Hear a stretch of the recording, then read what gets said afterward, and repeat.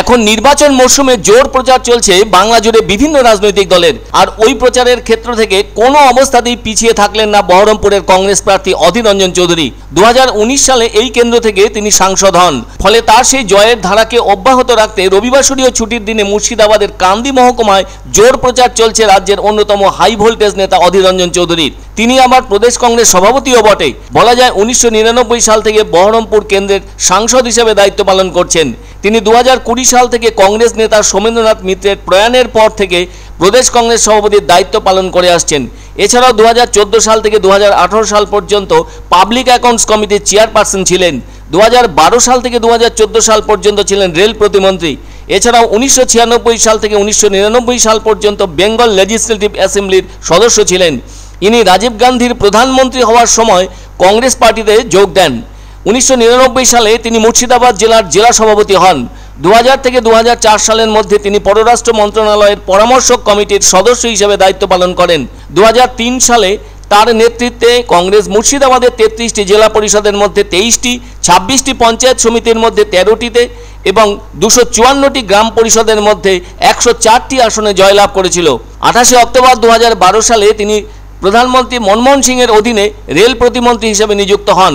আর 10 ফেব্রুয়ারি 2014তে তিনি প্রদেশ কংগ্রেস সভাপতি হিসেবে দায়িত্ব পান। ফলে তার অভিজ্ঞতার ঝুলি যথেষ্ট সমৃদ্ধ। এদিকে দীর্ঘ অভিজ্ঞতায় ভরপুর প্রদেশ কংগ্রেস সভাপতি তথা কংগ্রেস প্রার্থী অধীর রঞ্জন চৌধুরী এদিন জোর প্রচার সারলেন। কান্দি ব্লক ও শহর কংগ্রেসের নেতৃত্বে পদযাত্রার আয়োজন করা হয়, যা কিনা শহরের জেমো এলাকাতেও লক্ষ্য করা যায়। পদযাত্রা শেষ করে কান্দি শহরের একটি ভবনে কর্মী সভার আয়োজন করা হয়। এদিনের কর্মী সভার মুখ্য বক্তা ছিলেন তিনি। তবে এদিন আবার এখানকার তৃণমূল প্রার্থী ইউসুফ পাঠানও দলের পক্ষ থেকে প্রচার সারেন। আর ওই দুই প্রার্থীর প্রচারের সাক্ষী থাকলেন এখানকার মানুষজন। এদিন অবশ্য অনেক কংগ্রেস কর্মী ও সমর্থকদের নিয়ে পদযাত্রা করেন বহরমপুরের কংগ্রেস প্রার্থী অধীর রঞ্জন চৌধুরী। আসলে বিদায়ী সাংসদের রাজনৈতিক অভিজ্ঞতার ঝুলি যথেষ্ট মজবুত। সেদিক থেকে ইউসুফ পাঠানের রাজনৈতিক অভিজ্ঞতা তুলনামূলকভাবে কম। তার হয়ে যা প্রচার সেসব করছেন তৃণমূল নেতারা। এদিকে কংগ্রেস তার গড়কে মজবুত রাখতে যথেষ্ট চেষ্টা চালিয়ে যাচ্ছে। তার হয়ে কংগ্রেসের শীর্ষ নেতৃত্ব কবে আসবেন প্রচার করতে এবং বক্তব্য রাখতে সেসব এখনও অজানা। তবে অধীর রঞ্জন চৌধুরী নিজের উদ্যোগে যে প্রচার চালিয়ে যাচ্ছেন সাধারণ মানুষের সঙ্গে, সেটাও কিন্তু কম নয়।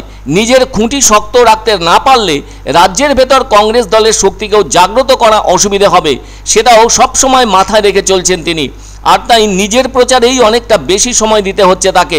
সে কারণে দলের অন্যান্য প্রার্থীদের হয়ে বক্তব্য রাখতে যাওয়ার সময় কিছুটা কম পাচ্ছেন। তবে যেতে তো হবেই প্রচারের কাজে। আগে সেজন্য যতটা পারছেন নিজের ঘাঁটিকে সুরক্ষিত করার চেষ্টায় ব্যস্ত থাকছেন নিরলসভাবে। ওইদিকে মোদি, এদিকে দিদি, দুজনে তো নাটকের রাজা আর রানী। অনেক কিছু হবে নির্বাচন আগে। মানুষ খেতে পেলে কিনা দেখার দরকার নাই, মানুষের রুটি রুজি আছে কিনা দেখার দরকার নেই, বেকার যুবকদের কাজ আছে কিনা দেখার দরকার নেই, কৃষকদের ফসলের ন্যায্য দাম আছে কিনা দেখার দরকার নেই। খালি এইসবই হোক। কোথায় জন্মদিন, কোথায় মৃত্যুদিন, কোথায় যাত্রার দিন, এইসব করেই পার করে দিবে।